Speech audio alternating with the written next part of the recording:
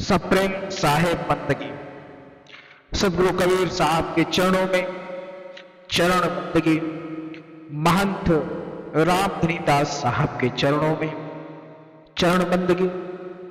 महंत धीरज दास साहब के चरणों में चरण बंदगी। पवन पतित कबीर आश्रम नेवादा गौराडांड की पावन धरा को बार बार नमन। सदगुरु कबीर साहब ने बीजक में अपने सभी दृष्टांत समझाए हैं। उनके द्वारा जो बीजक कही गई वह मूल शब्दों का भंडार है। सदगुरु कबीर साहब ने यह बताया है कि मनुष्य किस प्रकार से धन और दौलत के चक्कर में वह चीज भूल गया जिसका उसने कौल किया था गर्भवास में। सदगुरु कबीर साहब कहते हैं बीजक में कि नहीं प्रतीत जो यह संसारा, दर्व की चोट कठिन कय मारा, सोतों से सुजाए लुकाई, काम की प्रतीत नाई, चले लोग सब मूल गमाई, यम की बाहि काट नहीं जाए, आज काज को काल अकाजा, चले लादि दिगंतर राजा, सहज बेचारे मूल गमाई, लाभ ते हानि होए रे भाई, ओछी मत चंद्रमा को गव अथई, त्रिकुटी संगम स्वामी बसई, तबहि विष्णु कह समझाई,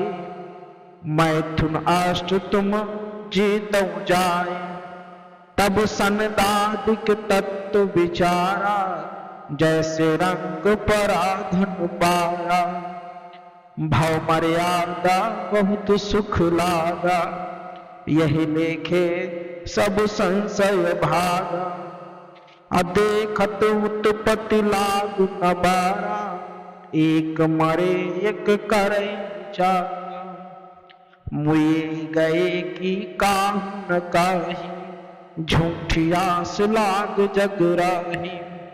सदगुरु कबीर साहब कहते हैं कि मनुष्य धन दौलत की चाह रूपी चोट इतनी अधिक लग गई है, किसी की सत्य बात विश्वास ही नहीं करते।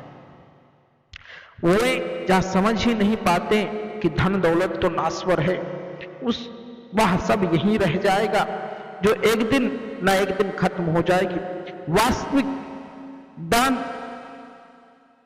जो है वह मोक्ष है, उसे गंवाकर सांसारिक बंधन में जकड़े हुए हैं। वह संसार के गोया इस मोह माया में इस प्रकार से फंसा हुआ है जहां यमराज का पहरा है, और इन पहरा को ना कोई तोड़ सकता है और ना ही इसे तोड़ने का साधन है।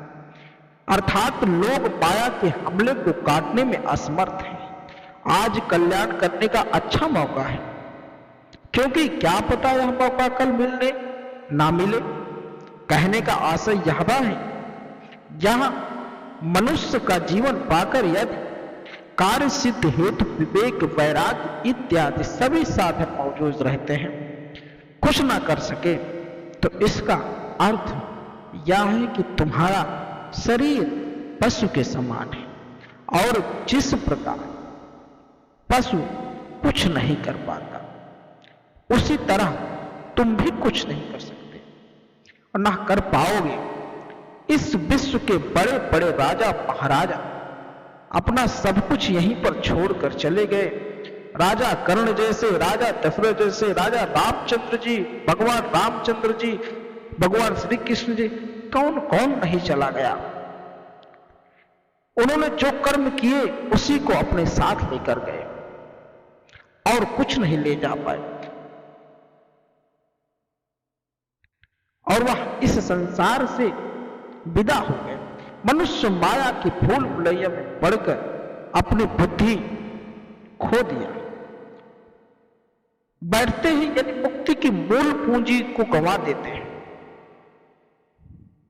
योगी जनों का विचार है कि परम तत्व त्रिकुटी का वास करता है। एतवत उसे प्राप्त करने की चाह से योग अभ्यास में लगे रहे, जबकि मन जब सत्य स्वरूप विचार से रहित होता है तो वह अपनी सभी इंद्रियों को विषय वासनाओं में लीन कर देता है और स्वयं अधिष्ठा चंद्र देवता में मग्न हो जाता है।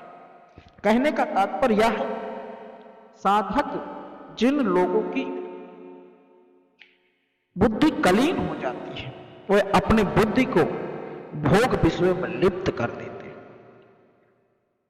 यही दशा है। लोग देखकर भगवान विष्णु अथवा सज्जनों ने उपदेश दिया, योग अभ्यास अर्थात ध्यान इत्यादि को पहले अष्ट मैथुनों को अपने काबू में करो। इस उपदेश को सुनकर सनकादिकों मुमुक्षुओं ने आत्मत्व का विचार किया तो उन्हें उनकी यह बात सही लगी। वे इससे संतुष्ट हुए कि मानो किसी दरिद्र को बहुत बड़ी संपदा इतनी अधिक पड़ी हुई मिल गई, उसकी खुशी का कोई ठिकाना नहीं था। सद आचरण से इस लोक में उनकी काफी प्रतिष्ठा हुई, उन्हें अपार सुख प्राप्त हुआ। वह अपनी इस प्रतिष्ठा को देखकर इसी संशय में पड़े रहे, हमारे जैसे ज्ञानवान और कोई नहीं है। किंतु जहां आत्म विचार जड़ चेतन की अभिन्नता हो वहां अज्ञान तो बना ही है।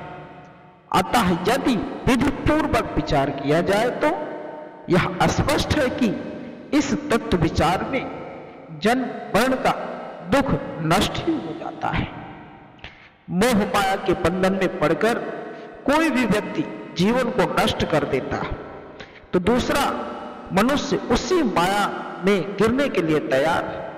यह कोई नया नहीं है। जो भी व्यक्ति इसमें पड़ता है वह चक्कर में पड़ा ही रहता और धोखे में अपना जीवन गंवा देता है। इस माया की झूठी नगरी में वह प्रपंच रूपी नगरी में वह फंसा रहता है। सदगुरु कबीर साहब आगे कहते हैं कि जरत जरत ते बाच काकीन गुहार अबिस विषय के खायो रात दिवस मिल झार। सदगुरु कबीर साहब कहते हैं अनंत बार मनुष्य जन्म मरण के चक्कर में चला, तब भी कहीं जाकर उसे यह मानव शरीर प्राप्त हुआ है। कहने का आशय यह है कि कितनी योनियों में भटकने के बाद यह नर्तन मिला है और यह नर्तन पाकर उस परम पिता की भक्ति न की तो यह नर्तन व्यर्थ ही समझिए। वह यह नहीं समझता कि सच्चे गुरु की खोज कर उसकी वंदना करें, क्योंकि ऐसा सुनहरा अवसर फिर पुनः नहीं मिलेगा, बल्कि वह तो रात दिन केवल भोग विषयों को ही पीता रहता है। कितना क्या बना लो, कैसा क्या कर लो, ऐसा कर लो, वैसा कर लो, उसके मन में विकार आते रहते, अपने जीवन को नष्ट कर देता है और वह सत्य ज्ञान को प्राप्त नहीं कर पाता। वह इसी कल्पना में अपना जीवन बिताता है। ऐसे मनुष्य बार बार इस योनियों में भटकते रहते हैं। सदगुरु कबीर साहब ने कहा यह माया रूपी ठगनी बहुत ही प्रबल है।